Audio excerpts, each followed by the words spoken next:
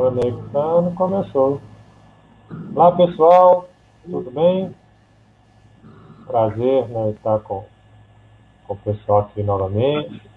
É mais uma live aqui do curso de Psicologia aqui da UEM e com essa temática fantástica aqui nossa do 18 de maio, né, dia da luta antimanicomial. Uma data muito especial para todos nós. E aí, sempre datas especiais, sempre bom comemorar com pessoas fantásticas que têm muito a dizer para a gente desse movimento, desse dia tão importante para o campo psíquico. Hoje, aqui no nosso debate, a gente vai ter a presença, então, ilustre da nossa querida Marta Elizabeth de Souza, a Marta, companheira né, de militância dentro da reforma psiquiátrica brasileira. A Marta, ela foi presidente do Conselho Regional de Psicologia, foi também do Conselho Federal de Psicologia, é uma das grandes personagens da história da psicologia brasileira, já foi secretária de Estado de Minas Gerais da área da saúde mental, coordenadora de Estado da saúde mental, é profissional da Prefeitura de Betim, né? A Marta aí tem uma história gigante dentro da psicologia e dentro da saúde mental. Vamos ter também aqui nessa live a presença do professor Reinaldo da Silva Júnior. Atualmente, hoje, nós somos colegas lá da UENG também. Né? O Reinaldo, atualmente, ele é, né, conselheiro, né, do Conselho Regional de Psicologia, representante lá da Comissão de Orientação e Fiscalização. Tem um grande histórico também dentro da saúde mental e vai também contar um pouco da sua história, do que ele vem produzindo conosco aqui dentro desses fatos históricos do movimento da saúde mental. O que a gente pactou aqui, pessoal, é que tanto a Marta quanto o Reinaldo, eles vão ter aí 25, 30 minutos para nos contar um pouco da história da saúde mental, né, a vivência que eles tiveram, a participação enquanto personagens desse movimento. Vocês podem já ir colocando nos comentários aqui do Facebook as questões, né, que forem surgindo, as perguntas que vocês já querem que tanto a Marta quanto o Reinaldo possam responder, para que a gente tenha aí uma maior interação com vocês. Quem tem meu WhatsApp pode mandar a mensagem também no WhatsApp, que é um canal importante da gente comunicar também. Então, já de início, agradecer, né, a Marta, ao Reinaldo, né, pela disponibilidade de estar aqui conosco. Né?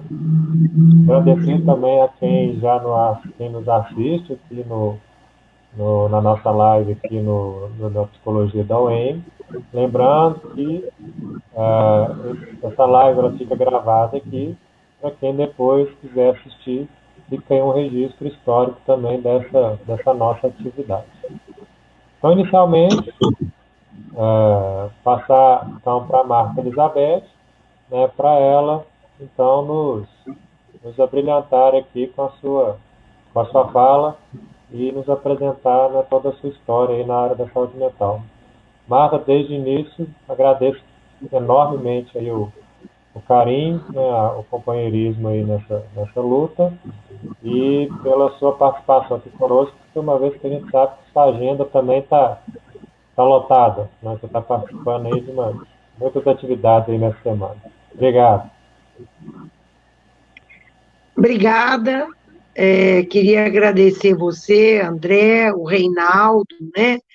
Meus colegas psicólogos, já estive, né, oportunidade de estar com eles aí, principalmente com o André, né, André? Nós fomos conselheiros juntos no CRP, numa determinada gestão. Eu digo isso porque eu acho que eu tive 2 ou 3 vezes no CRP aqui de Minas, né, como o André já falou. queria agradecer a todos os alunos, né, que estão aí, e compartilhar com vocês um pouco, né, como o André disse, da história da luta antimanicomial, que é um movimento social, que se confunde também com a minha história pessoal de vida, se confunde também com essa história do movimento, que é muito difícil a gente fazer essa separação, né? Vamos, né? Então, vamos lá. Eu sou psicóloga, eu me formei em 83, em julho, e em 86 eu fiz um concurso público, passei em primeiro lugar a trabalhar no Estado, Secretaria de Estado da Saúde, lá em Vespasiano, no Morro Alto. Quando vocês vão para o aeroporto de Confins, vocês podem ver um conjunto habitacional que tem do lado esquerdo de quem está indo para o aeroporto. Estão me ouvindo, André? Aí, logo que eu comecei a trabalhar, né, no Morro Alto, antes de eu passar no concurso, eu trabalhava lá com psicologia comunitária, né? Trabalhava as relações das pessoas, dos moradores que foram ocupar aquele conjunto habitacional, que eram pessoas, né, que haviam saído egressas da beira do Rio Arrudas, que viviam em condições muito precárias, né, do ponto de vista social, assim, econômico. Bom, então, em 86, em dezembro de 86, eu tomei posse, e logo em seguida veio o ano de 87, e eu fui contratada, né? Antes eu já tinha participado um pouco de uma luta no nosso sindicato dos psicólogos, na época era a Beth, a presidente do sindicato, a querida colega Beth, a gente estava lutando para que o Estado colocasse a nossa categoria nesse concurso, né? Foi o primeiro concurso público do Brasil e de Minas, porque ele aconteceu em Minas, ele aconteceu no Rio, aconteceu em São Paulo, em vários estados do Brasil, quando os psicólogos entraram na saúde pública de uma maneira coletiva por meio de um concurso público, que foi no ano de 86, né? Nós estávamos saindo da ditadura militar, né? Que o fim do regime acabou em 85, não é isso? Então, em 86, nós teve esse concurso, teve para as assistentes sociais, para os psicólogos e para os psiquiatras. Nós fizemos o concurso para trabalhar, né, nos postos de saúde. Naquele tempo não chamava unidade básica de saúde, não, porque não era uma unidade, né, era um posto mesmo, e que estava expandindo a sua oferta de atenção um pouco para a população. O objetivo inicial era que nós atendêssemos as pessoas egressas, vindas das internações dos hospitais. Só que, ao chegarmos nesses serviços, havia toda uma outra demanda também, e de pessoas que queriam atendimento, né? As escolas tinham uma demanda muito grande, né?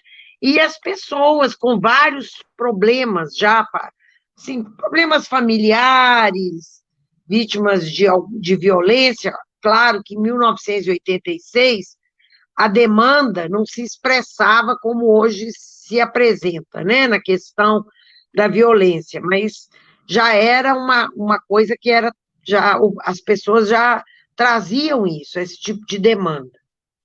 E aí nós começamos a trabalhar, e logo eu recebi um telegrama do Conselho. Eu falo isso que eu achei esse telegrama, ele é histórico. Tem um telegrama que veio do Conselho de Psicologia nosso, e o Marcos Vinícius de Oliveira, ele era o presidente da Comissão de Saúde do CRP da época, chamando a gente, os concursados no concurso do Estado, para discutirmos e debatermos qual seria o nosso papel e a nossa função na saúde pública. Eu comecei a ir lá no Conselho de Psicologia, na Rua Tomé de Souza, 860, 10º andar, né? Inicialmente, as reuniões eram semanais. E a gente começou a ir, começou a conversar, e assim, tinha 6 meses que eu tinha entrado, né, para a rede, já aconteceu a primeira conferência estadual de saúde mental, que aqui foi em junho de 87, lá no auditório da Faculdade de Medicina da UFMG, ali na Avenida Alfredo Baleno. E lá nessa conferência, dizer para vocês que o Marcos Vinícius, nosso colega, ele subverteu a ordem toda do que estava acontecendo na conferência. Porque a conferência estava fazendo uma discussão que ele dizia, na época, eu não entendia muito claramente o que era, mas que era uma discussão, vamos dizer assim, muito burocrática, e que uma conferência, né, ele trazia a discussão do espírito democrático, e que era para nós, todos que estávamos ali naquela plateia, trabalhadores jovens, recém-chegados na rede, falarmos já das nossas dificuldades, dos nossos problemas, né, daquilo que a gente já estava vendo, né? Eu mal entrei no serviço público, já existia dificuldade de mobiliário, de espaço físico. Então, por isso que eu digo, essa história vai misturando com a história, a trajetória, né, profissional da gente. Então, a gente começou a fazer isso, e logo dessa comissão do CRP, outras pessoas foram chegando nessa comissão, que não eram psicólogos. Eu lembro do César Rodrigues Campos, né, um médico psiquiatra, foi a Silvana, foi o Léo Quintão, que eram residentes, nós, psicólogos, né? Apareceu também umas terapeutas ocupacionais nessa comissão, chamada Comissão de Saúde do CRP, né? E quando foi no final do ano de 87, ia ter esse encontro de trabalhadores da região sudeste lá em Bauru, né, na cidade de São Paulo, lá no estado de São Paulo. E nós fomos para esse encontro, que dizer para vocês que eu era assim, eu não tinha nenhuma trajetória, nenhuma experiência, mas eu era muito atenta, ávida por querer participar. E ali começou a falar muito de hospital psiquiátrico. E tem poucos anos que eu me lembrei que quando eu tinha 14 anos, eu fui com a minha mãe visitar um tio no Hospital André Luiz, e ao chegar lá, eu custei a lembrar disso. Eu tinha 14 anos, nem sei como é que uma pessoa de 14 anos podia entrar num hospital, estranho, né? Mas eu entrei e eu fiquei muito assustada com aquele pátio do hospital, com 14 anos. Sabia nada, era uma menina, assim, meu pai e minha mãe muito simples, classe média, não tinha nenhuma trajetória intelectual, de família, nada. Mas aquilo me chocou, aquilo me assustou. Eu lembro, a minha mãe está viva e eu pergunto para ela, que ela ainda está muito lúcida, ela fala, não, minha filha, você ficou assustada, você chorou. Fiquei muito assustada de ver meu tio, né, com aquele, sei lá, com aquelas camisolas, aqueles uniformes de hospício, andando. Eu falei, gente, mas esse povo fica aqui andando para um lado, para o outro, não faz nada, coisa... Achei aquilo muito estranho. Sabia, não entendia nada, era uma criança. Ponto. Passou essa cena. Anos E só para depois... quem não sabe, o André Luiz fica no bairro Betânia, em Belo Horizonte. Hoje é um hospital, né, psiquiátrico, mas não é mais conveniado ao SUS, ele é só particular, né? Tem outros tipos de convênios. Então, gente, logo, bom, voltamos lá, então, isso 10 anos, né? 10 anos depois, 10, 12 anos depois, eu entro para o serviço público, né? E começo a trabalhar no posto de saúde lá no Morro Alto. E fui para esse encontro lá de Bauru, e foi neste encontro que eu conheci o o Paulo Amarante, o Pedro Gabriel, o Roberto de Canória, a Fernanda Nicásio, o Antônio Lancetti, Marcos Vinícius, né? Foi no dia 4 a 7 de dezembro de 87, eu conheci todas essas pessoas. César Campos foi um encontro muito bonito. Ele tinha 350 trabalhadores. Não era 350, era 348, porque tinha 2 usuários só. O Milton Freire, do Rio de Janeiro, né, que faleceu tem mais ou menos um ano, trabalhava na Folha de São Paulo, e a Graça Fernandes, que ainda está viva, mora no Rio. Ela morava, na época, em Nova York. Ela era uma mulher que escrevia, uma cronista, e eles dois estavam lá. E eu não entendia muito aquilo, mas eu entendia que eles estavam fazendo uma crítica enorme e profunda ao manicômio, ao hospital psiquiátrico, e não só ao hospital psiquiátrico, mas a todas as instituições da sociedade que tinham uma posição de opressão, de esmagamento, vamos dizer assim, ou de abafamento, ou de retirada, assim, de empobrecimento da subjetividade das pessoas, onde instituições que submetiam as pessoas a normas, às ordens, mas não a normas e ordens que são construídas por um coletivo, ou até não são, mas já tem uma tradição, mas que as pessoas transitam por aquilo de uma forma que não é uma forma opressiva, né? Então, eles falavam muito disso, né? O Lancetti, Marcos Vinícius, o César, o Ticanori, e lá nesse encontro foi criado, foi o Marcos Vinícius propôs, né, criarmos um dia nacional, né, de uma luta antimanicomial, esse nome apareceu lá, para nós fazermos uma discussão com a sociedade por meio das universidades, igual nós estamos fazendo aqui, nas escolas de segundo grau, se fosse possível, nos estabelecimentos, nos serviços, sobre a necessidade de nós mudarmos, né, o rumo da assistência à saúde mental nesse país, né, através do nosso trabalho e de pressão nos governos. E falamos, né, que tínhamos também que criar uma lei para fazer toda essa discussão. Então, foi tirado muitas coisas, né? Nós temos a Carta de Bauru, que vocês já devem ter visto, e nós voltamos para os nossos estados com esse objetivo, né, de fazer essa discussão.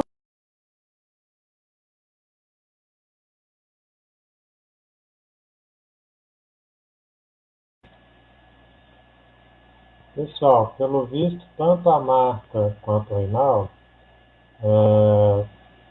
caiu a conexão deles. Creio que em poucos segundos eles devem estar aqui de volta para a gente continuar aqui a nossa apresentação. Né? Caiu sim a imagem deles, mas dentro de instantes eles vão retornar assim. Só um instantinho que eles já estão de volta aqui, tá bom? Questão de segundos.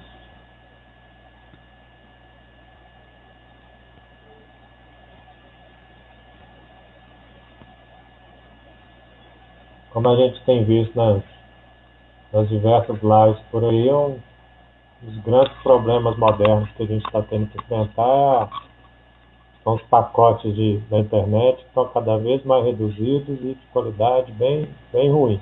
Né? Tanto que as universidades, principalmente, os sistemas de ensino, têm discutido aí a internet livre, né, para todo mundo. Então, isso é um aspecto bacana para a gente repensar e depois, né, dar acesso à internet como um direito social. O Reinaldo está tendo um problema mais sério com a internet dele, né? A Marta, a gente estava conversando antes aqui, não estava. Creio que ela deve retornar daqui a um instante.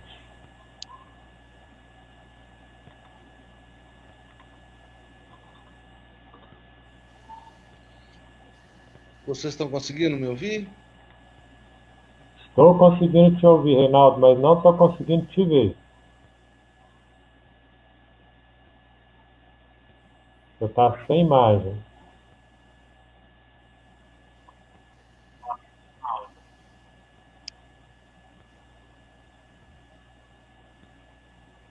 Então, pessoal, enquanto isso, quem já quiser, estou vendo as manifestações aqui da Cristiane, da Isadora, da Ana Rita, do, do Augusto também, né?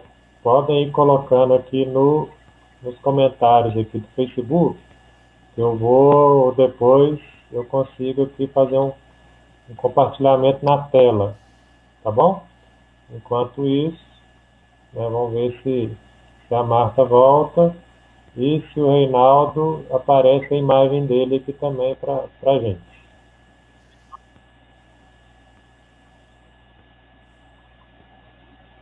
Você nos escuta, Reinaldo?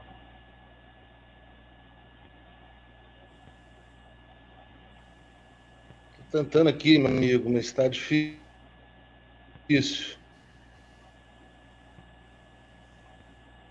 A conexão aí tá ruim mesmo, né?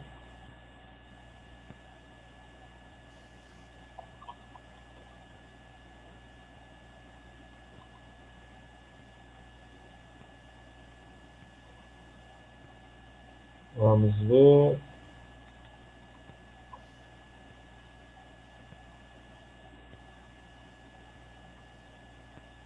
Comentários. Vamos ver. Você consegue liberar a minha imagem, não? Não, a imagem sua não consigo liberar, não. É na questão da sua câmera mesmo. Eu tô vendo aqui, mas parece que está travado. Entendi. Tenta sair e voltar novamente.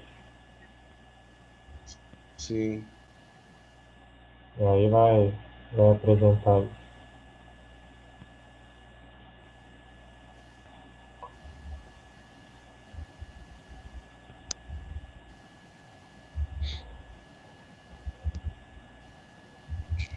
Então, pessoal, só recapitulando aqui um pouco da história da marca, né?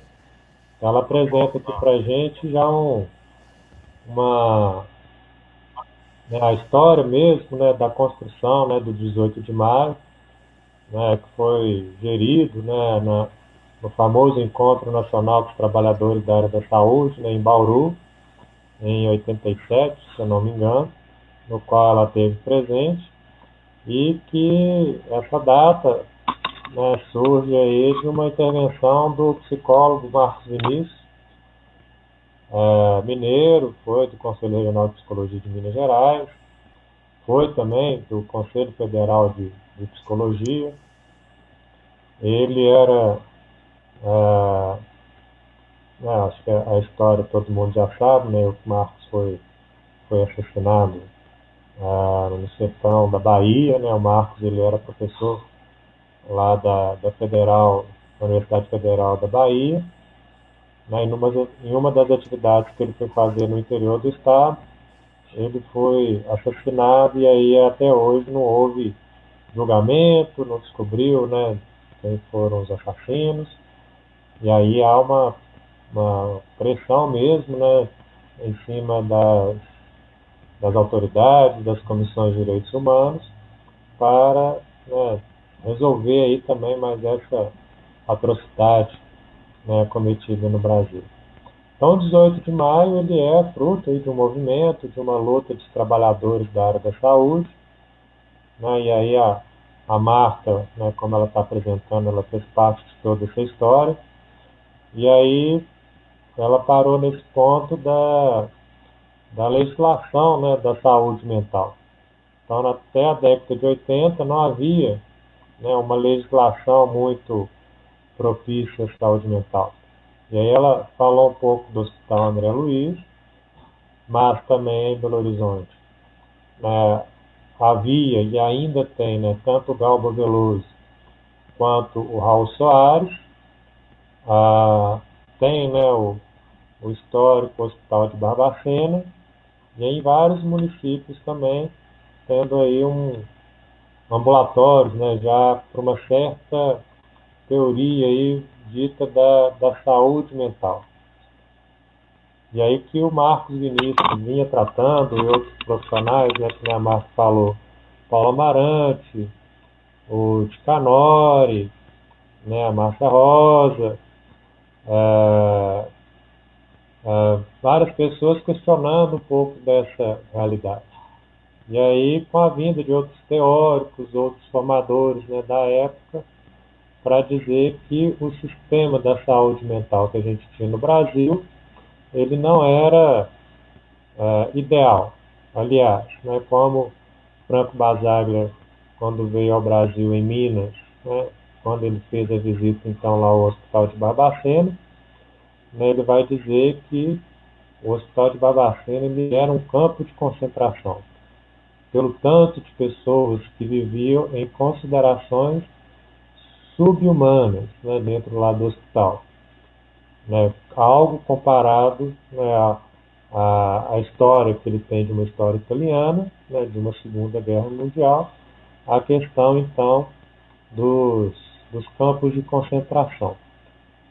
Então essa história, né, da saúde mental brasileira, né, de diversos hospitais no Rio de Janeiro também, São Paulo, né, vão dizer aí de uma importância da gente repensar a saúde mental tanto no Brasil, né, em diversos estados aí que a gente tem na nossa federação. E mostrando, né, que Minas Gerais também, os trabalhadores de saúde mental de Minas Gerais, tiveram aí um destaque, né, no desenvolvimento, numa construção de uma nova política da saúde mental, né? E aí, no final ainda da década de 80, no início da década de 90, surge essa perspectiva, então, da construção da lei, né, da saúde mental. O projeto de lei foi construído a partir de articulações, né, deste grupo que a Marta citou, né, quando ela voltar, realmente ela deve repetir um pouco dessa história, porque é a história que ela apresenta para a gente, né, que ela viveu muito bem, de que a partir de um dos irmãos, né, do Pedro Paulo Delgado, né, que é o irmão do Pedro Delgado, né, que já foi coordenador nacional de saúde mental, um militante histórico da saúde mental mineira e nacional, no qual ele tinha um irmão que era deputado federal, que é o Paulo Delgado, né, que é do PT de Minas Gerais, lá de Juiz de Fora. Então eles conseguem produzir um projeto de lei, articulando o Brasil inteiro, né? A Marta Elizabeth, ela foi uma das articuladoras da construção desse projeto de lei, viajando o Brasil inteiro, né, negociando com congressistas, né, aí do pós-regime militar, e aí no final da década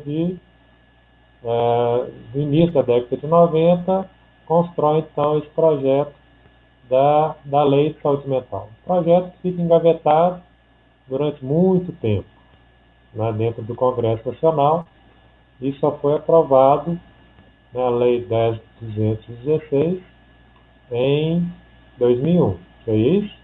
Né? Então, essa lei que nos rege até hoje, né, essa Constituição da saúde mental no Brasil. Para essa lei se constituir, para esses processos todos demandarem, né, houve aí realmente, como eu falei, essa negociação com o Congresso, né, de fazer esse lobby, conversar com os com os deputados federais, com os senadores, para que esse projeto, então, se constitua. Não é à toa que ele passa aí quase uma década, né, de negociação dentro do Congresso, até que ela seja realmente aprovada, né, nas instâncias federativas, para que depois ocorresse, então, a organização da saúde mental no Brasil. Então, uma das perspectivas desse projeto de lei de saúde mental é que realmente houvesse uma substituição do modelo de saúde mental que a gente tinha no Brasil até aquela época, né? E aí, né, a Marta, ela vai fazer essa ênfase, provavelmente, do porquê, então, de um modelo substitutivo e não um modelo similar, parecido, né?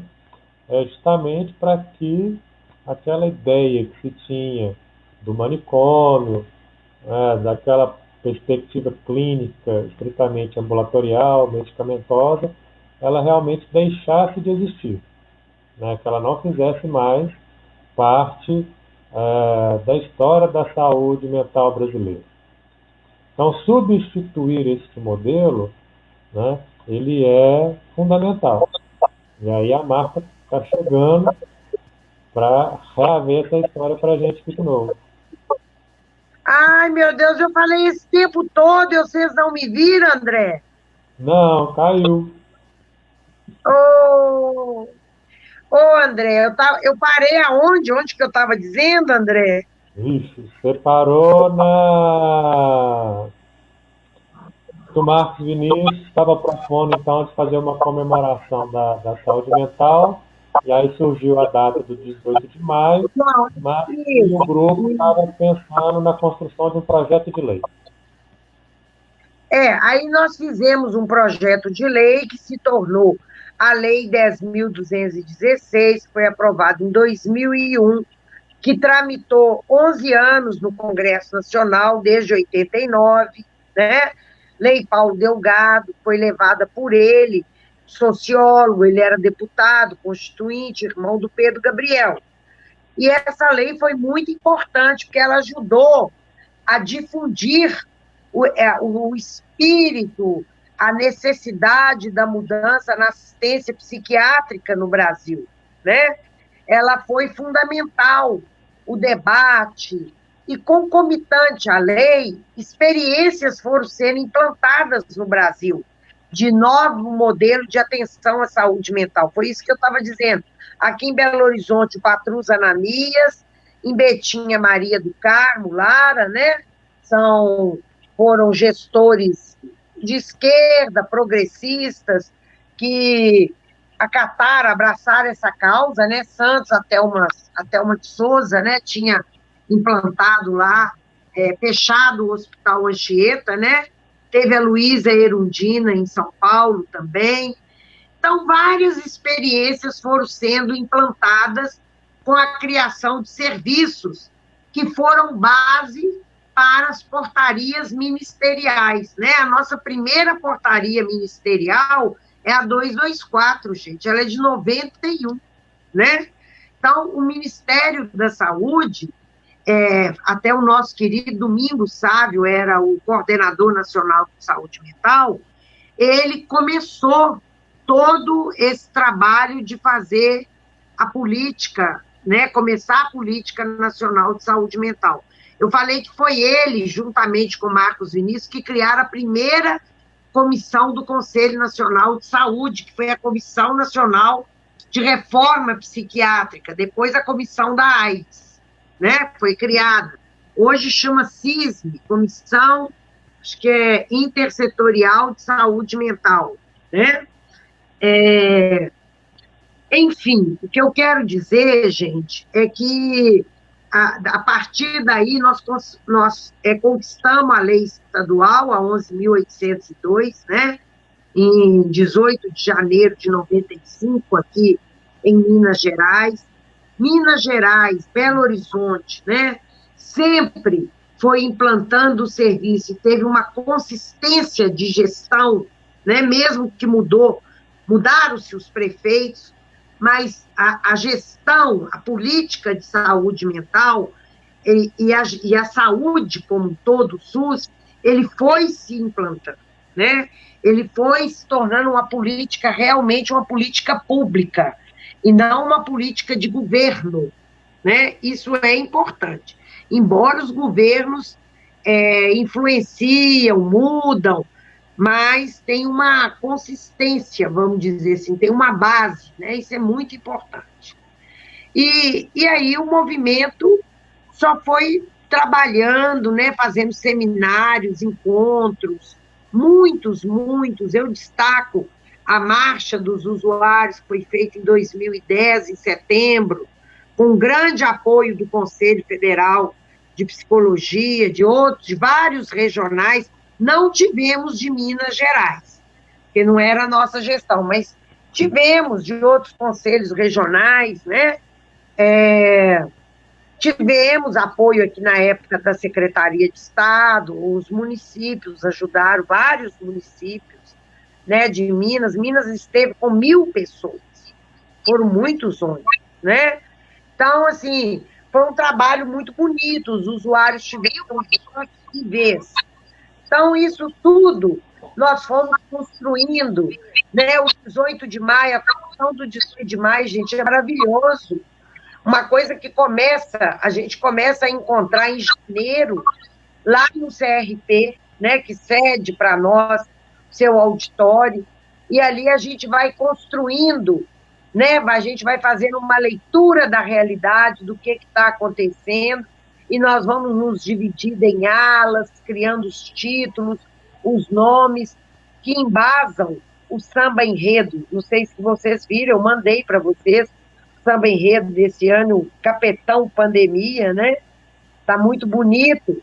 É um trabalho muito bonito, são 5 meses de trabalho, né, de politização das discussões que a gente faz com trabalhadores, com usuário, com familiar, né, com gestores, que são os gerentes.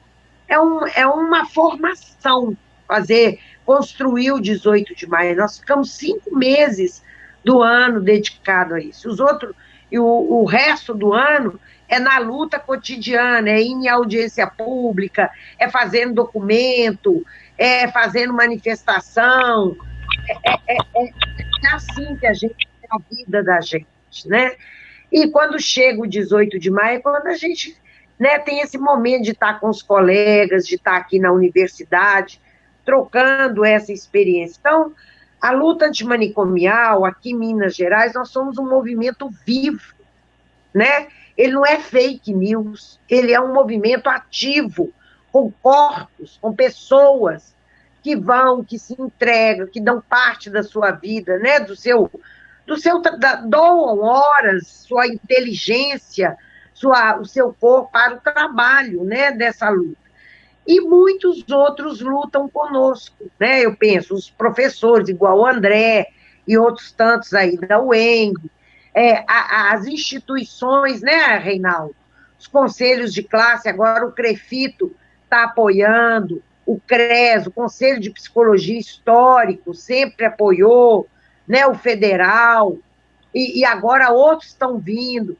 Já tivemos, né, o Sindsaúde. Eles vêm, tem época que eles apoiam mais, tem época que eles apoiam menos, mas são instituições que aparecem, que estão conosco, Instituto de Direitos Humanos, né? Está com a gente, algumas outras ONGs. A gente vai lutando e vai construindo aí esse coletivo ativo, né? Para sustentar essa utopia também, que é ativa, né?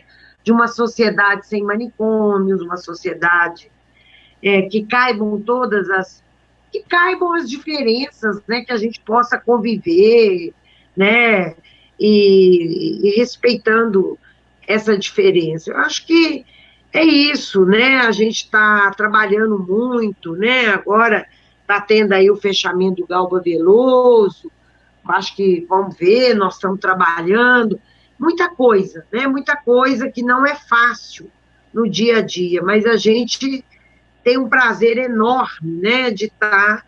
E o que eu queria dizer é que nesse tempo da pandemia, gente, Nós não paramos, não. Ontem mesmo, tudo por iniciativa nossa também, porque para as coisas aparecerem, tem toda uma articulação, né?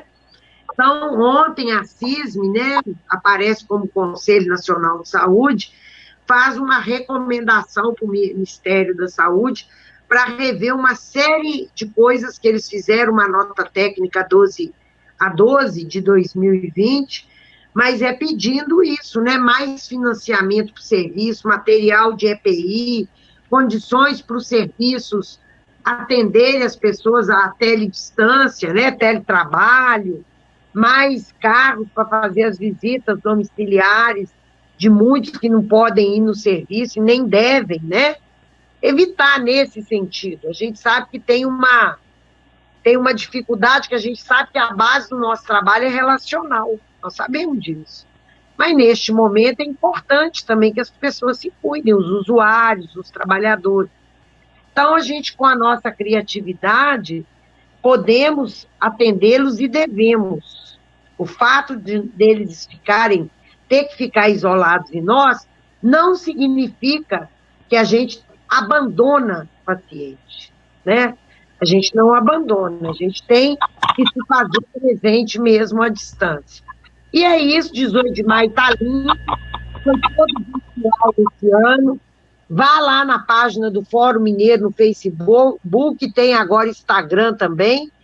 Sei lá, é só colocar Fórum Mineiro e Renila, que é a Rede Nacional Internúcleos, que o Fórum Mineiro participa, agora nós somos Secretaria Executiva, que é uma conjunção de núcleos da luta de alguns estados, que também é um movimento vivo, né? Ele não é fake news, ele existe. É isso, gente. Acho que eu falei demais. Desculpa. Eu só vou pedir, Márcia, você entender mais um pouquinho numa conversa, eu passo lá para o Reinaldo. Eu estava falando aqui quando vocês caíram, né? Explica para o pessoal aqui do porquê do serviço ser substitutivo. Você me conta essa história muito bem. A gente não abre mão do termo porque é para substituir a lógica manicomial, né?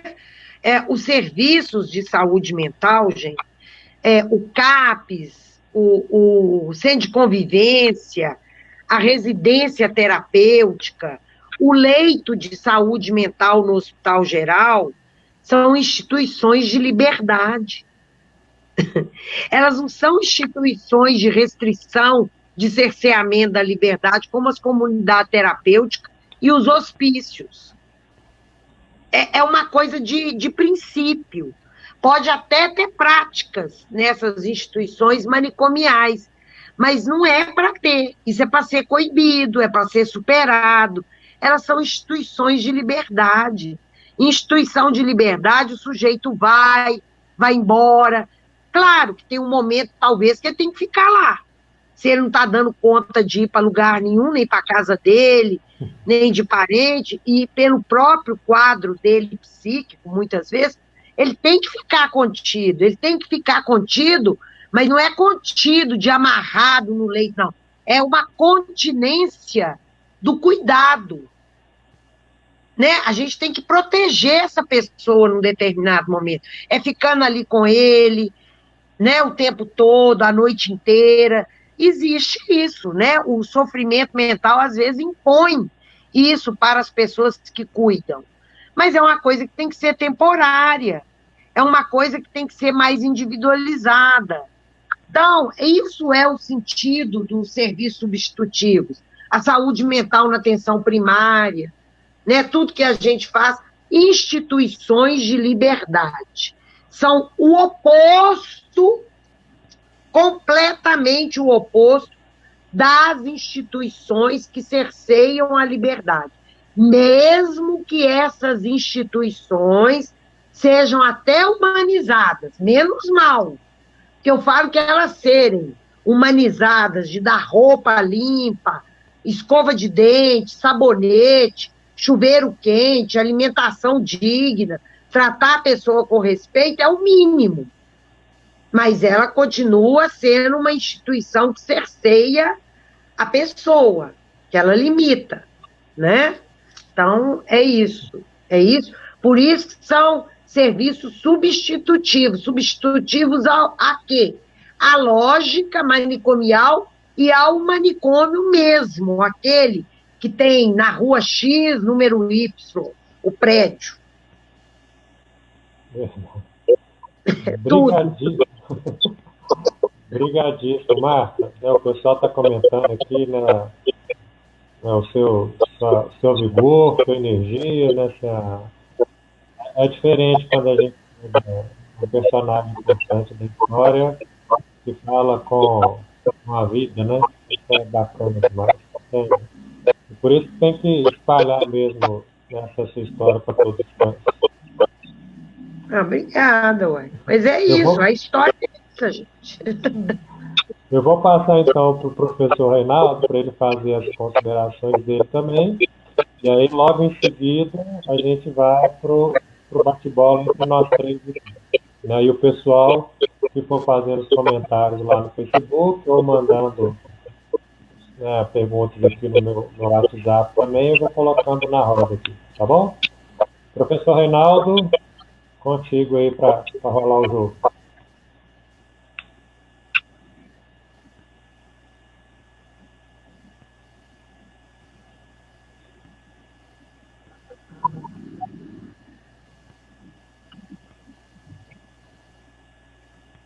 Vamos ver, né? Porque ele está com a internet ruim. Vamos ver se ele retorna aqui. Tira o meu microfone.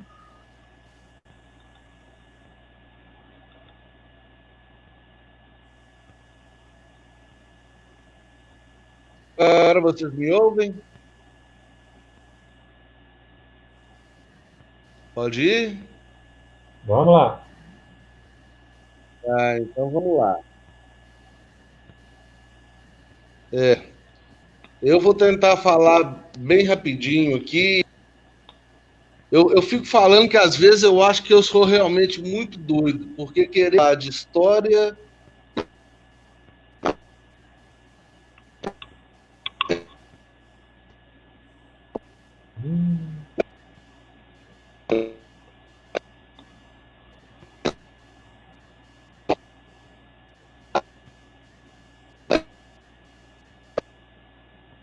Reinaldo, seu áudio não tá funcionando aqui para a gente. Repete, volta do início. Desligou o microfone, liga fazendo favor e retoma aí sua discussão para nós, fazendo favor.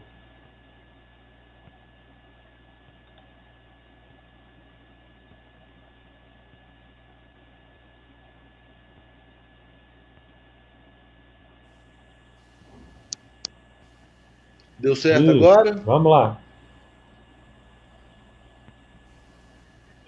Agora vocês estão me Melhorou. ouvindo?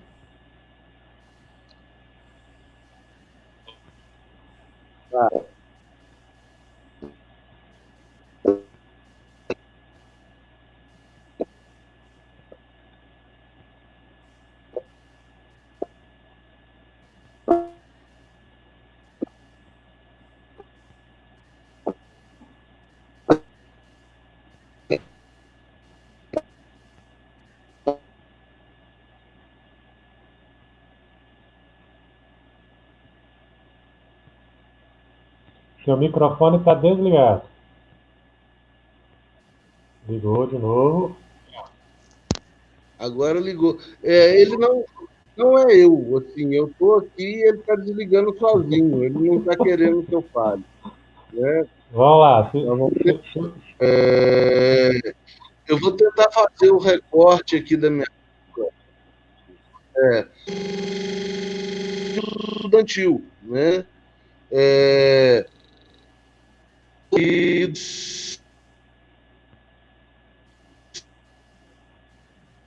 de todo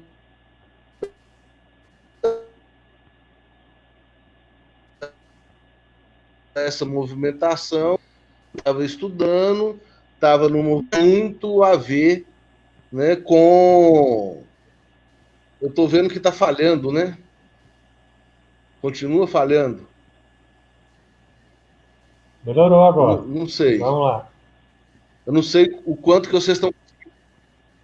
Eu não sei o tanto que vocês estão conseguindo me acompanhar. Bom, É agora muito melhorou. ruim, Vamos lá. né? Eu vou tentando falar aqui. Tá, eu vou falando aqui como se vocês estivessem me acompanhando, né? Então vocês me desculpem aí. Então é isso. Essa coisa do lugar de fala que eu estava falando, né? Acho que tem muito a ver com a luta, né? Um dos princípios da luta é esse, assim, dar fala, né? Dar voz, dar lugar social para pessoas que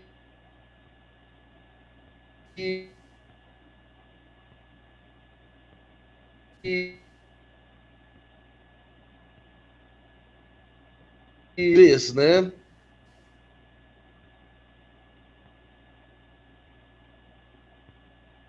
Ô, Rei, tá realmente assim, bem complicada a sua conexão aqui conosco. Não eram localizados.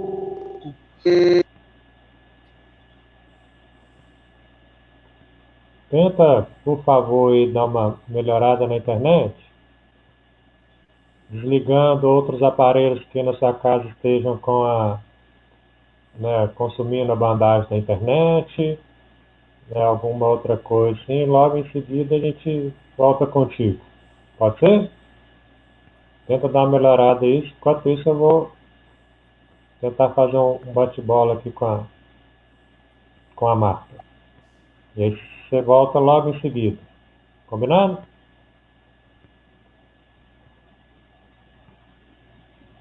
Ô Marta, com relação aí à história então da saúde mental, dos fatos históricos, né, desse movimento, a gente tem lá o encontro de Bauru, né, que foi aí um marco. A gente tem, né, a lei, né, 10.216 em 2001.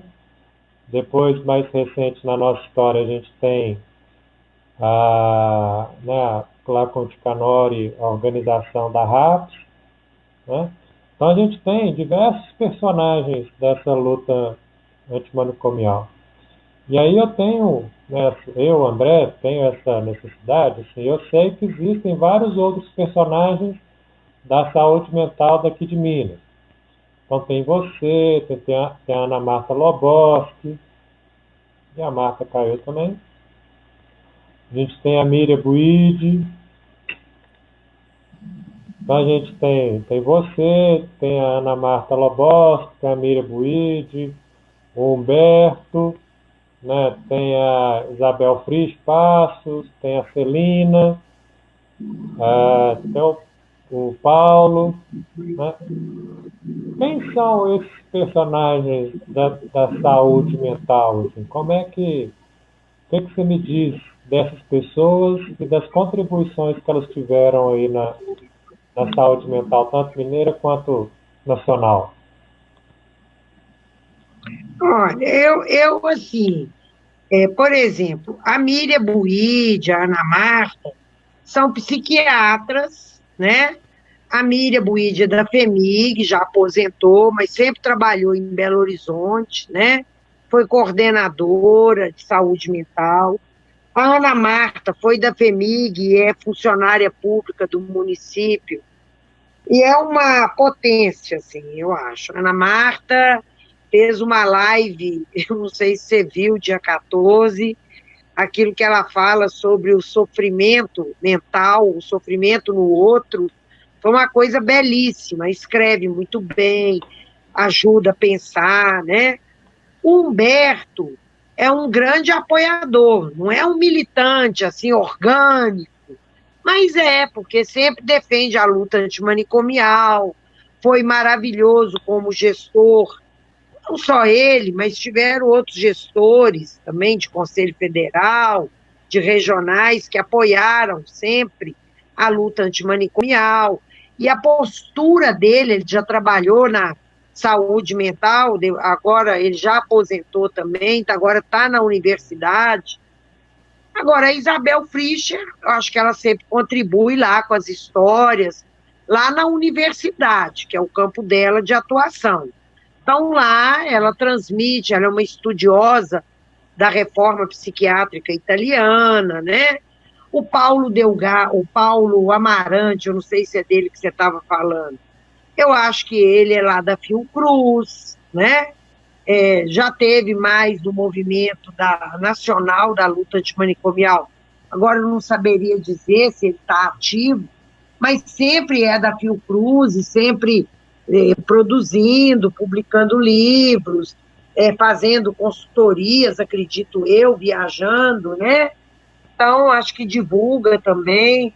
Então, assim, várias pessoas, né? São muitos militantes, assim, com uma trajetória, né? Muitos estiveram na gestão, né? Igual o Ticanori chegou a ser coordenador, Pedro Gabriel Delgado, né?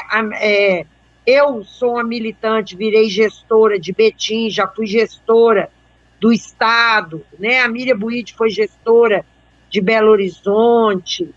Então, assim, nós tivemos vários de nós, uns foram para a universidade, outros já são da universidade, já começaram desde sempre, já eram professores universitários, porque tem mais de 30 anos, né, André? Então, muita coisa acontece nesse tempo, né?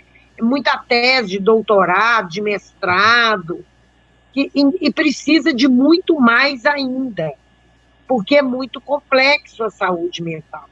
Precisa de muita tese, de muito estudo sobre o serviço, sobre o que acontece, sobre o que esse serviço representa mesmo para os usuários, né?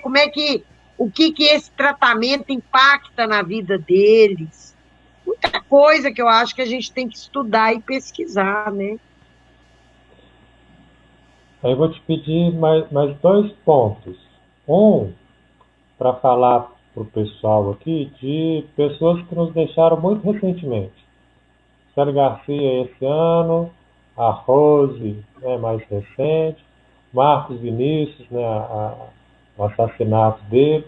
Falar desses personagens que nos deixaram e falar também dos novos personagens que estão surgindo, né? Alguém aqui comentou falar também do Basaglia, quando ele veio do Brasil em 79. Contar dessas pessoas para gente. Conto. O Basaglia, gente, eu preciso de contar para vocês que não é só o Basaglia. Quando eu penso isso, mas eu não tinha condições. O Foucault veio no Brasil, né? Veio aqui em Belo Horizonte. Quando eu sei que o Michel Foucault veio em Belo Horizonte, eu tenho vontade de morrer. Mas nessa época, como diz a Ana Marta falou que o povo que o viu não escutou nenhuma palavra, só o César Campos. Ele foi no hospício, no Santa Maria, vocês acreditam isso? Michel Foucault. Então, eles já vieram aqui, né? O Basaglia veio também, ele veio dar um curso, ele dava um curso de psiquiatria social lá no Rio de Janeiro. E aí ele estava dando esse curso, ele via de tempo em tempo, não sei, de 6 meses, aí eu não sei. Aí eles resolveram trazê-lo aqui para ele fazer tipo um pré-congresso, certo? E aí eles trouxeram o Basaglia aqui e levaram, olha para você ver, né? Tudo também são coisas que estavam acontecendo. Se você conversar com o Irã Firmino e o Elvésio Raton, eles vão te contar que eles já estavam, eles tinham uma pessoa, uma mulher que o Irã Firmino conhecia, alô? Que tinha sido internada, o secretário de saúde era o Dario Tavares, né, aqui em Minas. Eles deixaram, gente, veio uma pessoa de fora, os psiquiatras falaram que ia visitar as instituições, eles falaram, pode ir. Aí eles foram, aí ele foi, gente. E a história do Basaglia, eu acho que eu já contei. que me contaram, né? Quem me contou isso antes de morrer foi o Antônio Simone, né? Ele me contou isso, que ele já morreu também. Ele conta que quando o Basaglia chegou em Barbacena, e que o Basaglia foi entrando lá para dentro de Barbacena, o Basaglia parou de falar, ficou em estado de mutismo. Ele parou de falar, ele não falou mais uma palavra. E ele viu aquilo tudo que vocês já viram daquele filme do Em Nome da Razão.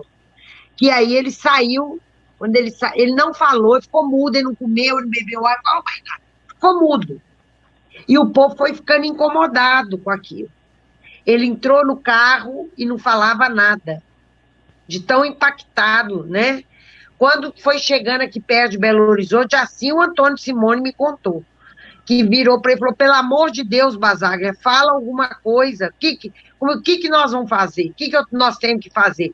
Que aí ele ficou parado e tudo, e só falou assim, convoca a imprensa toda que vocês tiverem. E aí, no outro dia, chamou a imprensa escrita, falada, televisiva e rádio. E aí ele faz aquilo tudo e aí deflagrou aquele processo. Mas isso foi lá em 78, 79, que ele voltou para o Congresso Mineiro de Psiquiatria, né? E deu aquela repercussão toda. Então, isso foi lá atrás. Mas isso nós podemos dizer que já é um movimento, vamos dizer, do início da reforma psiquiátrica, sim.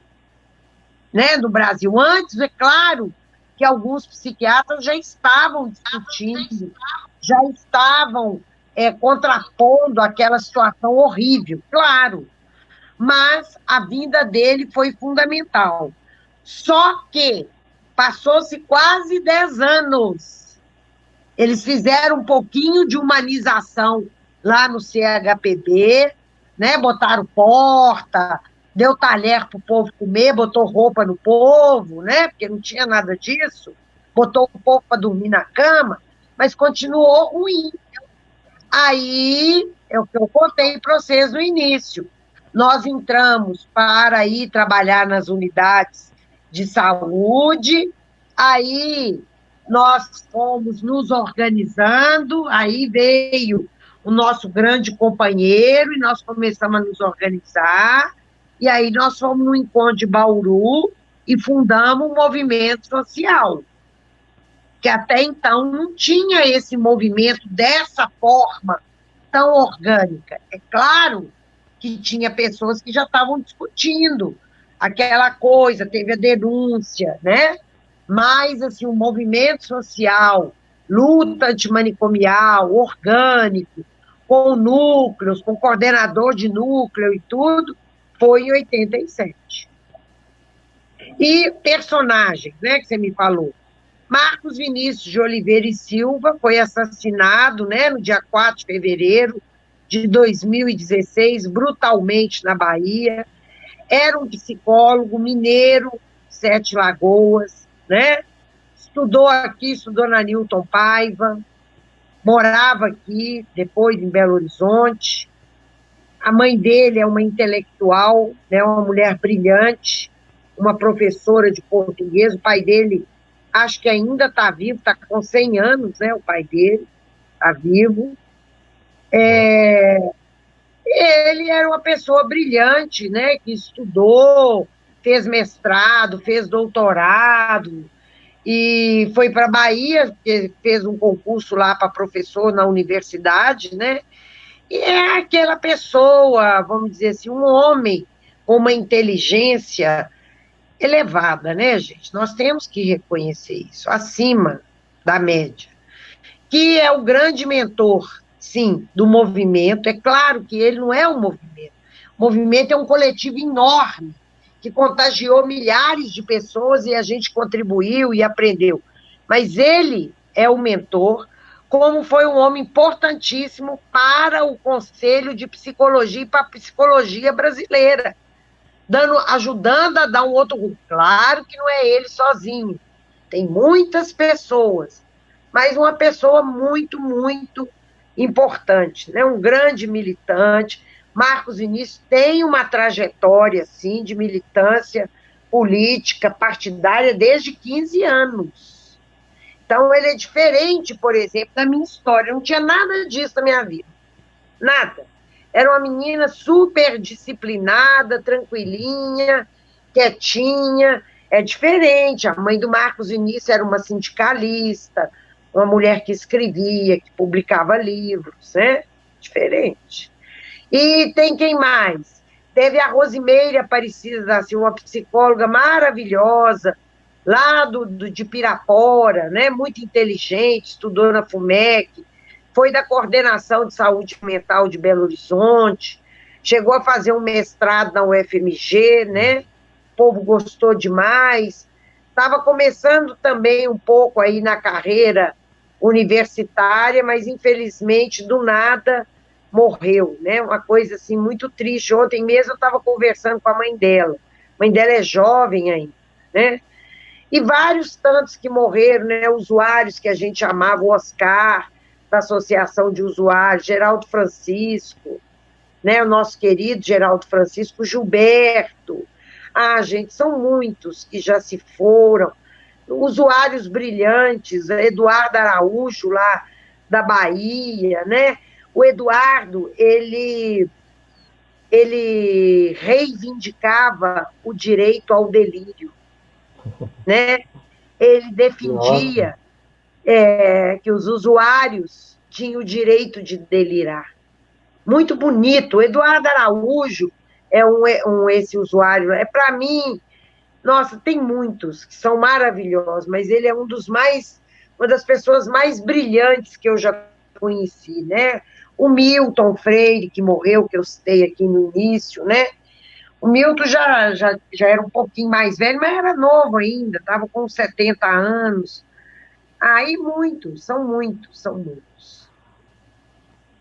O Jacaré, lá de São Paulo. Muitos usuários. Eu adoro os usuários. O Fórum Mineiro está publicando, o Guilherme está fazendo umas crônicas sobre ele e os usuários, belíssimo, viu? Depois vocês entram lá na página do Fórum que vocês vão amar. Muito bacana.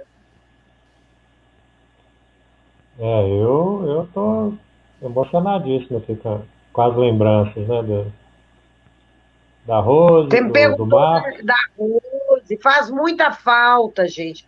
São pessoas que contribuíram muito, fazem muita falta. Eu não acredito nisso, que ninguém é insubstituível, não. Não. É claro que sempre tem outras pessoas, mas para mim, certas pessoas são insubstituíveis. Não tem jeito, não. E eles fazem muita falta para nós, muita falta. Faz não. César Campos, né? O Célio Garcia, que foi mês passado, se não me engano. Ai, meu Deus, o nosso querido, gente. Mas o Célio, sabe por quê? O professor Célio, né, que é a pessoa do meu maior respeito e admiração, ajudou a fundar a Psicologia Mineira, um intelectual brilhante. O Conselho homenageou ele algumas vezes, eu tive essa felicidade. Mas o professor Célio, eu considero assim que há muito tempo ele já não estava conosco, assim, né? Ele estava conosco em corpo, é claro, né? Mas ele mesmo estava já distante. Mas mesmo assim a gente lamentou muito a perda dele. Foi uma pessoa que nos faz uma falta, assim, nossa, incomensurável. São essas histórias assim que eu acho que a gente tem que criar uma estratégia, Marcos, depois de preservar, né, para transmitir depois esse movimento que aconteceu. Porque até mesmo na academia a gente conta assim, gente, foi assim, foi assado, né? É diferente, não, mas né? Aqui, passar informação é diferente. Então, essa história, né, assim, você contando aqui hoje, fica registrado, né, da gente ir para o 18, para a avenida, encontrar os profissionais, encontrar todo mundo. Não, isso mexe com a gente, fica registrado. Então, eu vejo meus alunos assim, gente, uma das coisas que eu guardo da faculdade é ter ido para Belo Horizonte para participar do 18.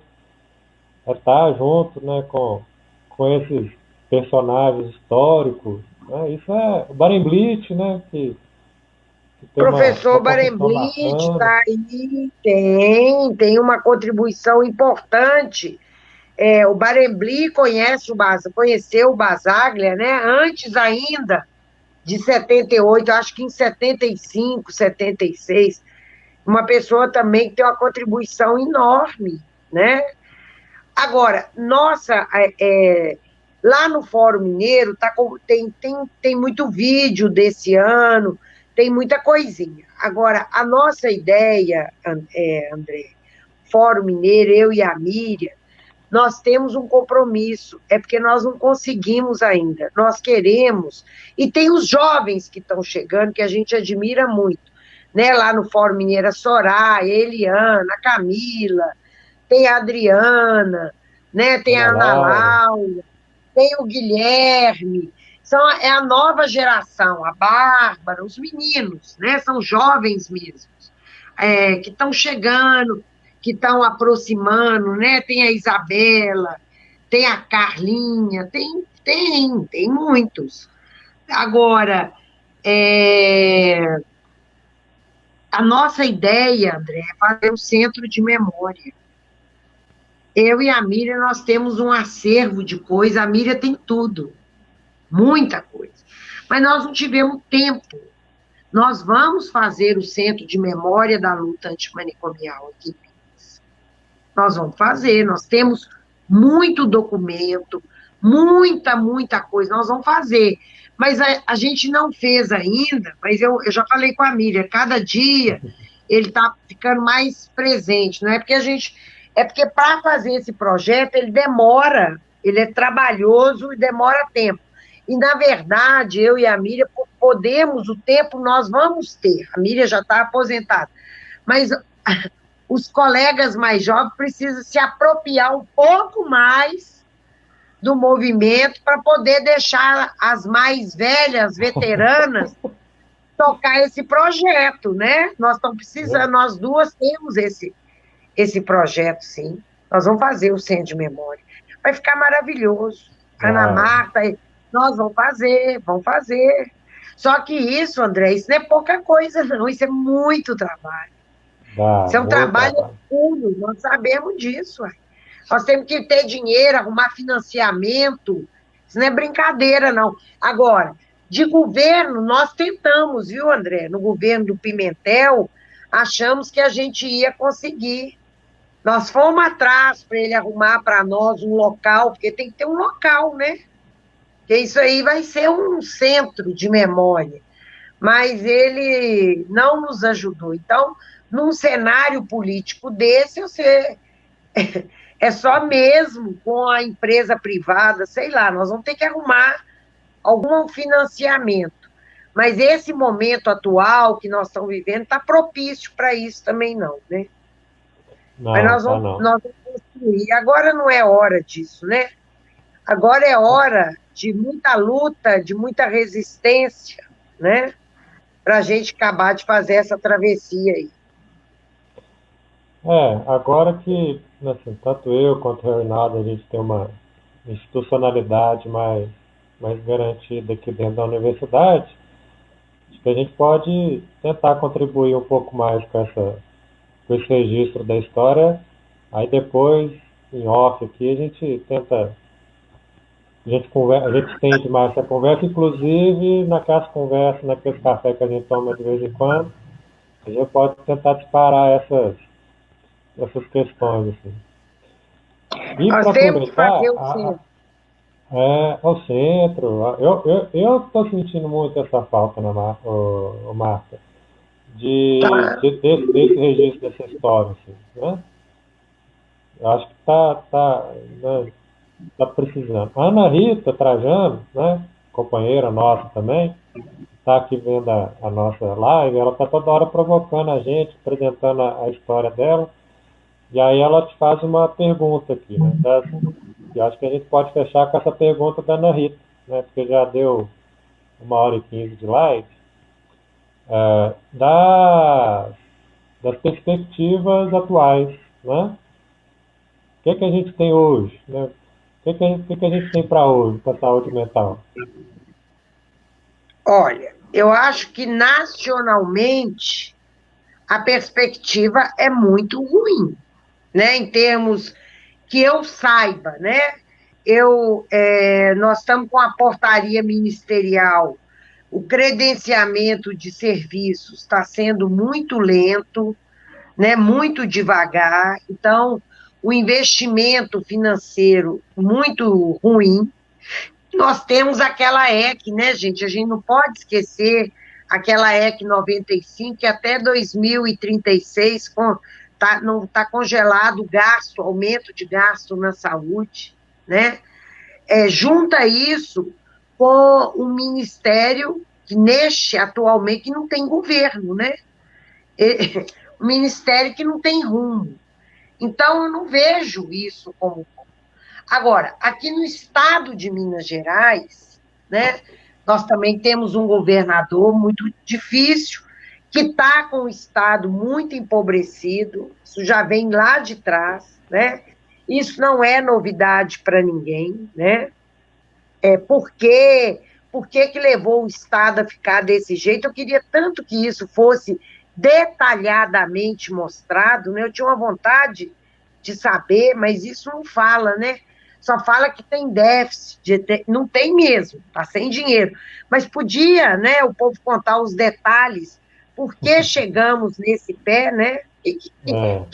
Não é possível, né, gente? Deve ter nome, endereço e telefone, né, do que foi feito, assim, em detalhes, né? Detalhes. Mas isso não é falado, vocês já notaram isso? Não é falado. Mas nós temos um plano, um projeto, né? Nós temos um plano estadual de saúde mental que foi aprovado pelo Conselho Estadual de Saúde e ele foi, vamos dizer assim, ratificado até pela nossa colega Lírica, né? Que é uma técnica, mas muito bacana, que defende a reforma, que está no governo estadual. Apesar de tudo que nós estamos vivendo no governo estadual, nós não estamos com uma coordenação estadual que vira e fala assim, qualquer dinheirinho que eu tiver aqui da saúde mental, vou botar dentro do hospital psiquiátrico para melhorar os leitos. Não. Né? Minas, não. Minas, não. O resto do país, eu não saberia dizer, né? Belo Horizonte também, né? Com todos os problemas da rede também, porque ampliou pouco, né? Tem que ampliar mais, precisa de investimento para qualificar mais os serviços, os próprios trabalhadores, com toda dificuldade também está fazendo uma gestão que não vira e fala, não, eu vou pegar o dinheiro, eu vou pedir o Raul para aumentar leito, vou dar dinheiro para fazer enfermaria, não é isso, né? Está lutando para manter os serviços e a reforma. Até quando, a gente não sabe, né? Então, com todas as dificuldades, Minas Gerais, dentro desse cenário, tanto no âmbito estadual quanto do município capital, segura de alguma maneira, né? O próprio Betim ainda tem o serviço, tá tentando. Agora, é isso, gente, não está vindo recurso com regularidade do governo federal. Agora, o que eu posso dizer para vocês, que eu li um artigo da ONU, eu não sei se vocês viram, agora, dia 14 de maio, a Assembleia Mundial da Saúde vai colocar a saúde mental como um ponto central na discussão da ONU, tanto para as pessoas que têm transtornos pré-existentes, como idosos, adolescentes e jovens, e também para uma atenção, eles falam uma atenção psicológica em tempos da pandemia, porque milhares de pessoas, né, estão vivendo luto por perdas, o choque com a perda de emprego, o isolamento, a restrição e a circulação, o impacto disso, as mudanças nas dinâmicas familiares, as incertezas e o medo do futuro,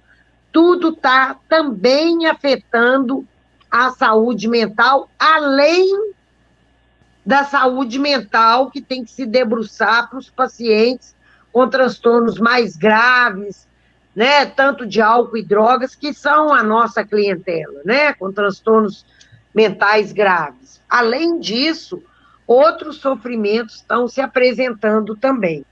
Agora, eu não sei como é que vai pedir financiamento, né, que tem que ter na saúde pública e na mental, num tempo desse, com um governo desse que nós estamos vivendo, com essa coisa do Verdade. capital e economia também toda atrapalhada. Então, assim, eu tenho, infelizmente, essas respostas. Eu sempre fico achando que tem que apostar é na vida das pessoas, porque quando a gente tem vida e saúde, a gente se une e tem disposição para trabalhar, né? A gente pode voltar, os que aposentarem, igual eu, os recém-aposentados, pode contribuir, a gente pode contribuir de várias formas, né? Até sem remuneração, mas a gente pode fazer as coisas assim. Mas para isso, gente, tem que ter também uma inteligência, né? Eu fico pensando, agora, eu não vou. Por que esses. Se quer fazer, por que não faz um grupo desse gente igual eu, que já aposentou, ex-coordenadores de saúde mental? Vamos discutir, vamos fazer. Agora tem internet, porque tem maneiras da gente fazer as coisas, às vezes, sem dinheiro. Mas quem tem que pensar isso é quem está na gestão, né, gente? Com Eles certeza. é que tem que propor, ué, né? Esse é esse acho que é o cenário que a gente tem. Hoje a gente não tem gestão para canto nenhum. Federal, estadual. Acho que a maioria dos municípios que a gente tem enfrentado gestões também muito ruins, né? A tendência, acho que dessa última eleição foi assim, de gestores completamente despreparados e também que a gente está vendo dos quadros técnicos desses municípios, governo estadual e federal principalmente, quadros horrorosos, né? Ministros, cada um pior que o outro. Mas esse eu acho que é um debate que a gente pode fazer depois. Você já Eu viu estou o querendo falar. Ministério da Saúde com pandemia em um mês trocar dois ministros? Já viu isso na sua. Você, enquanto ser vivo? Não, Gente, e de ver um ministro, um suposto ministro que não é mais da área da saúde, né? eu acho, Para mas eu, assim. a gente que Olha, já gente, teve dentro do ministério, né, um Gastão Wagner, um Emerson, um Arthur Fioro, né assim, um pessoal ligado não, na história da saúde coletiva, não, é além dessas terrível. pessoas maravilhosas, até outros ministros, né, gente? O próprio Temporão, Tem assim, gente que é Padilha, da área da saúde. é, É, aí agora, eu não sei, gente, tá muito tá difícil, tenso, André. Muito tá. difícil. Agora, não é que não tem essa saída, tudo tem saída, tem forma, mas é o momento, né, que nós estamos vivendo. É, aí a gente tem que estar atento. Marta, eu queria te agradecer, mas antes da gente fechar a casinha ali pro pessoal e a gente conversa mais um pouquinho aqui no bastidor, só avisar, só avisar, né, o pessoal que amanhã a Marta vai estar de novo fazendo outra live às 16 horas pelo CRP Minas, com a participação da Cristiane e da Laura, né? Pelo site do Instagram do CRP, pelo Facebook do CRP e pelo um outro aqui que eu não sei qual que é o emblema, mas provavelmente o site lá do CRP às 16 horas, onde elas vão discutir de novo a luta antimanicomial no nosso dia a dia. O que podemos aprender com o isolamento social em tempos de pandemia. Amanhã a Marta de novo estará falando para a gente nas redes sociais, né? Marta, agradecer enormemente às pessoas que acompanharam aqui a nossa transmissão, né? Aí lembrando que esse vídeo vai ficar gravado. O professor Reinaldo, ele teve, né, problemas com as conexões, ele pediu muitas desculpas, né, mas conseguiu viabilizar, né, a conexão dele lá com a internet, com o aparelho.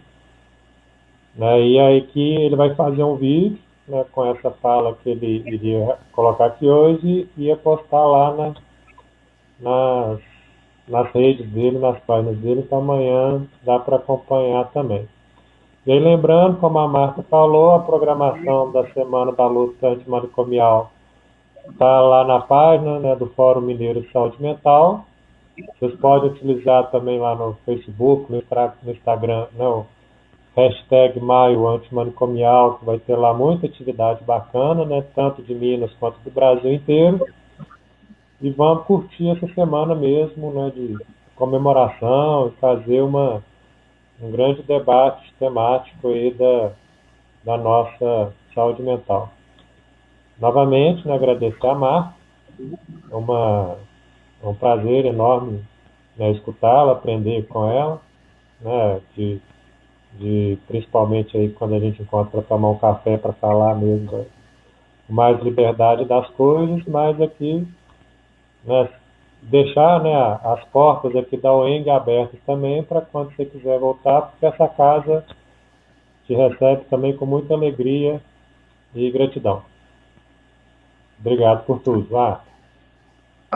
Sou eu que agradeço a você, aos alunos, a Maria Rita Trajano, né, nossa colega, companheira lá do Fórum Mineiro, né, obrigada pela pergunta, não sei se ela está acompanhando. O Reinaldo, né, que infelizmente, coitado, ele tentou muito, não conseguiu estar com a gente, mas é um grande companheiro, eu gosto muito dele. E dizer dessa live amanhã, né, que a gente vai falar um pouco desse cotidiano, né, que as pessoas estão enfrentando. Eu não estou no trabalho, porque estou aposentada, né, como eu disse aqui, recém-aposentada, mas pela comissão da reforma, a gente está acompanhando, sim, o que está acontecendo, né? A comissão é mais restrita aqui ao município de Belo Horizonte, né? É a comissão municipal que eu pertenço.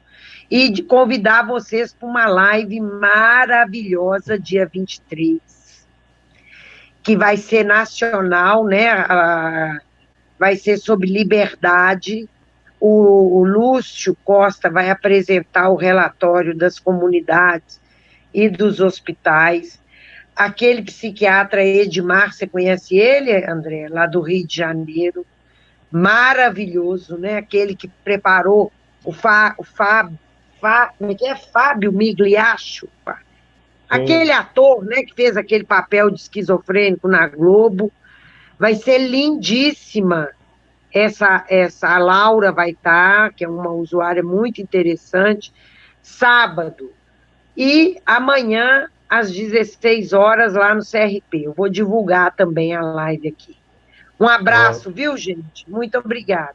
Obrigadão, pessoal, e acompanhe também o restante da programação da luta antimanicomial na UENG, no site do Centro Acadêmico de Psicologia e na Liga de Saúde Mental.